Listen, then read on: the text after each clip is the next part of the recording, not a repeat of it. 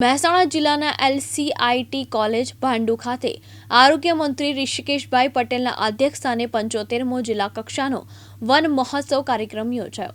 આ કાર્યક્રમમાં ઉપસ્થિત મહાનુભાવોના હસ્તે રોડ પરની વૃક્ષોની હરાજીના ઉપજની રકમના ચેક જિલ્લાના વિવિધ તાલુકા વિકાસ અધિકારીને અર્પણ કરવામાં આવ્યા તેમજ વન વિભાગની વિવિધ યોજના હેઠળ ઉત્કૃષ્ટ કામગીરી કરનાર વનકર્મીઓને પ્રશિષ્ટપત્ર આપીને બિરદાવવામાં આવ્યા તથા આરોગ્ય મંત્રી ઋષિકેશ પટેલ તેમજ ઉપસ્થિત મહાનુભાવોએ વૃક્ષારોપણ કર્યું અને વૃક્ષ રથને લીલી ઝંડી આપી પ્રસ્થાન કરાવ્યું।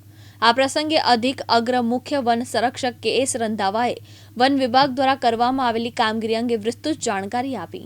ભાંડુ ખાતે આ કોલેજના પટાંગણમાં 75મો વન મહોત્સવ ઉજવવામાં આવી રહ્યો છે અને ઉજવાયો, જેમાં રાજ્યના આપણા કેબિનેટ મંત્રી ઋષિકેશભાઈ પટેલ, ધારાસભ્યો સહિત પદાધિકારીઓ સહિત હાજર રહ્યા।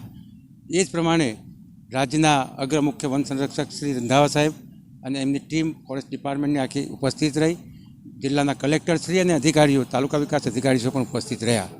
આ વન મહોત્સવ દ્વારા જિલ્લા કક્ષાના વન મહોત્સવ દ્વારા ડિપાર્ટમેન્ટ પછી તાલુકા કક્ષાના વન મહોત્સવ ઉજવતું હોય છે અને ગામડાઓમાં પણ વન મહોત્સવના માધ્યમ દ્વારા ગામે ગામ વૃક્ષોનું વાવેતર થાય અને પર્યાવરણમાં વૃદ્ધિ થાય એ કામગીરી સરસ રીતે સુંદર રીતે કરવામાં આવી છે અને ગુજરાત સરકારની વિવિધ યોજનાઓનું અમલીકરણ ગામ સુધી, રોડની બંને સાઈડ સુધી, ગ્રામ વન સુધી પહોંચે એની કાળજી ડિપાર્ટમેન્ટ પણ રાખે છે, સરકાર પણ રાખે છે અને હવે પ્રજા પણ જાગૃત બની છે। માનનીય વડાપ્રધાનશ્રીએ આપેલા એક સંદેશા મુજબ, એક પ્રોગ્રામ મુજબ એક પેડ માં કે નામ સમગ્ર દેશના લોકોએ આજે ઉપાડી લીધું છે અને ડિપાર્ટમેન્ટ અને સરકારના વિવિધ યોજનાઓની સાથે સાથે આજે એક માં કે નામ એક પેડની જે યોજના અથવા જે વાત માનનીય વડાપ્રધાન નરેન્દ્રભાઈ મોદીએ મૂકી એ ગુજરાત રાજ્યના પણ ગામે ગામ અને મહોલ્લા સુધી અમલી બને એવું કામ અત્યારે થઈ રહ્યું છે।